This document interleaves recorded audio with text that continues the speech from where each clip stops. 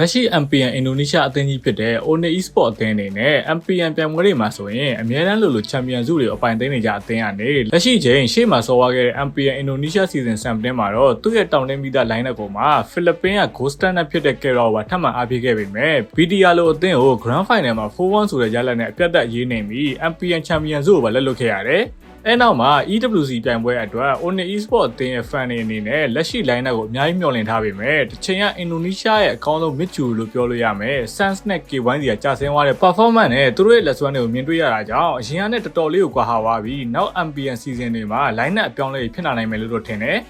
အဲ့တော့ EWC ပွဲမှာ One Esport အသင်းရဲ့10 foul ပုံစံတွေကိုကြည့်လိုက်မယ်ဆိုရင် Group Stage မှာတည်းကလက်စွမ်းကောင်းတွေပြသပြီး10 foul မိနေတဲ့တူရကီအသင်း Aurora Gaming ကိုပါ 2-1 ဆိုတဲ့ရလဒ်နဲ့ရှုံးနေက lower ကိုဆင်းပေးလိုက်ရတယ်အဲ့ဒီ lower bracket final မှာဆိုရင်လေ MPN မလေးရှားချန်ပီယံဖြစ်တဲ့အဆကြီးအသင်းကို 2-0 ဆိုတဲ့ရလဒ်နဲ့အနိုင်ယူပြီး qualify ဖြစ်ခဲ့ပေမဲ့တစ်ဖက်ကအဆကြီးအသင်းကလည်း MPN မလေးရှားချန်ပီယံဖြစ်ပေမဲ့ One Esport နီသူတို့ရဲ့ရန်တောင်နေတဲ့10 foul တွေပျောက်ဆုံးနေသလိုအားထားတဲ့ Jungler Sky ကပါတော်တော်လေးတိုင်ပတ်နေတာကြောင့်လူငယ် Jungler Uni နဲ့ပါအစားထိုးဆော့နေရတာဗျာအဲ့ဒါကြောင့် One Esport အသင်းရဲ့ mid တိုင်ပတ်နေတော့ဖိလစ်ပင်းသားတွေဖြစ်ကြတဲ့ Kyrie နဲ့ Kera တို့ရဲ့ရုံးအားတွေနဲ့မလေးရှားအဆကြီးကိုအနိုင်ယူကျော်ဖက်ပြခဲ့တယ်အဲ့နောက် knockout stage မှာဆိုရင်သူတို့ရဲ့ group stage မှာရှုံးနေပြီး lower ကိုပို့လိုက်ခဲ့တဲ့ Aurora Gaming အသင်းနဲ့ပြန်လည်တွဲဆုံခဲ့တဲ့ rematch ပွဲစဉ်မှာဆိုရင် group stage လို့ best shot 3ဖြစ်ခဲ့ရင်အဲပွဲကရှုံးအောင်ချောသွားနိုင်တယ်ဒါပေမဲ့ best shot 5 series ဖြစ်နေတာကြောင့် One Esport လို့ experience ရှိပြီးသားကစားသမားရဲ့အပြင်အဲ့လိုပွဲအများတွေကိုဘယ်လိုနိုင်ယူရမလဲဆိုတော့ကောင်းကောင်းကြီးနားလည်သလို Kyrie ရဲ့ assassin jungler ရုံးအားတွေ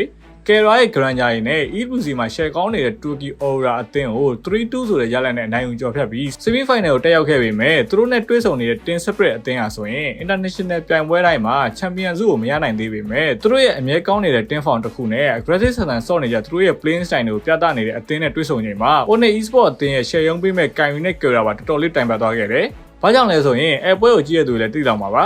Jungler Kyrie အနေနဲ့ game ပွဲတိုင်းမှာသူ့ရဲ့ assassin Jungler တွေကအကောင်းဆုံးပုံစံမှာရှိနေပေမဲ့သူတို့ရဲ့ကြာဆင်းလာတဲ့ mid တို့အတွက်ဖြစ်တဲ့ Sans နဲ့ K1 ကအခုလို game တွေမှာအားလီမာတွေကတစ်ဖက်အသင်းက aggressive ဆန်ဆော့ပြီး team fight ပတ်တဲ့အရန်ချတဲ့ team separate လို့အသင်းနဲ့ကြာသူတို့ရဲ့ performance တွေကတိတိကျကျကြာဆင်းသွားပြီး mid lane ကအမြဲ fail နေတာကြောင့် team separate လို့အသင်းကိုပြန်နိုင်ရဖို့ချမ်းမရှိသလိုကံပတ်နိုင်ဖို့ပါမဖြစ်နိုင်တာကြောင့် 3-0 ဆိုတဲ့ရလဒ်နဲ့အပြတ်သက်ရှုံးနေပြီး MSC Champion Image ကိုမေ့ပစ်လိုက်ရတယ်အဲ့ဒါကြောင့်လာမယ့် MPN Season 18မှာဆိုရင်အခု line up မှာတိတိကျကျကြာဆင်းလာတဲ့ mid ကို